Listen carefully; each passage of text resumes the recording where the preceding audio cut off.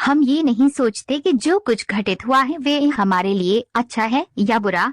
हमारे साथ घटी घटना का भविष्य में क्या प्रभाव पड़ेगा ये हमें खुद पता नहीं होता है। किसान का धैर्य। एक समय की बात है। एक किसान था जिसके पास एक घोड़ा था। वह अपने इस घोड़े से बहुत प्यार करता था। उसे अपने घोड़े पर बहुत गर्व था जो किसान की कमाई का जरिया भी था। अपनी इस कमाई से किसान अपने परिवार का पेट भरता था। लेकिन एक दिन वह घोड़ा भाग गया। उसके भागने के बाद समाज के लोग और उस किसान के पड़ोसी उसके पास आकर उससे कहने लगे, हे भगवान, तुम्हारा घोड़ा जिस पर तुम्हें बहुत घमंड था वह तो भाग गया। उसको सांत्वना देने लगे कि उसके साथ बहुत बुरा हुआ। लेकिन किसान ने उसका जवाब बहुत ही सहजता से देते हुए कहा, हाँ, बहुत बुरा हुआ। फिर अगले दिन घोड़ा वापस आ गया। लेकिन सिर्फ घोड़ा वापस नहीं आया बल्कि वह अपने साथ 3 जंगली घोड़े भी लाया। फिर उसके पड़ोसी उसके पास दौड़ते हुए आए और उस किसान से कहने लगे, आपका घोड़ा आ गया और अपने साथ 3 और घोड़े भी लाया है।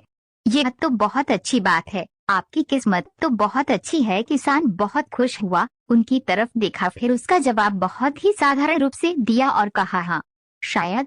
इस आखिरी बार भी किसान ने फिर से बड़ी सहजता से कहा, हाँ, शायद। कहानी की प्रेरक बातें। इस कहानी से हमें ये प्रेरणा मिलती है कि हमारे लिए चीजों को नकारात्मक ढंग से सोचने में जरा भी समय नहीं लगता है। जब भी कुछ हमारे अनुकूल नहीं होता तो हम उसे बुरा ही समझते।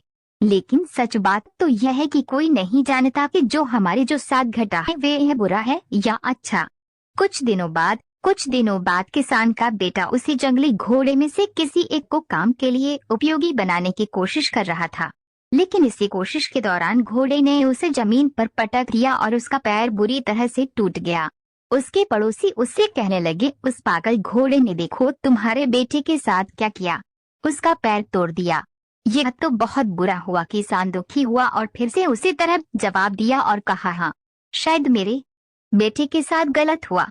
अगले दिन सेना के कुछ जवान उस किसान के घर आते हैं जो जंग छिड़ने के कारण नए जवानों की भर्ती कर रहे होते हैं। उसमें से एक जवान ने किसान के बेटे को देखा और बोला, इसका तो पैर टूटा हुआ है, हम इसे सेना में भर्ती नहीं कर सकते। और वे जवान गांव के सभी लड़कों को लेकर अपने साथ चले गए। ये जानकर उसके पड़ोसी और बाकी गांव वाले उसके पास आए और बोलने लगे, तुम्हारे बेटे को तो जवान जंग के लिए नहीं ले गए, तुम्हारी किस्मत तो बहुत ही अच्छी है।